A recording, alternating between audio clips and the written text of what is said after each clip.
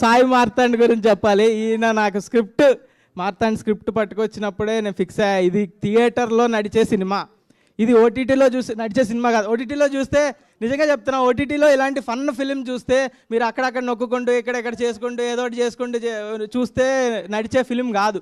ఓటీటీలో చూస్తే యావరేజ్గానే అనిపించవచ్చు మీకు, కానీ థియేటర్లో చూస్తే ఆ ఆడియన్స్ అంతేనండి.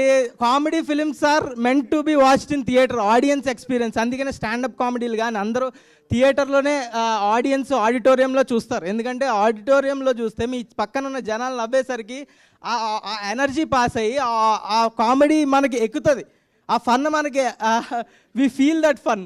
అదే ఓటీటీలో మనం ఏదో చేస్తూ పక్కన చూస్తూ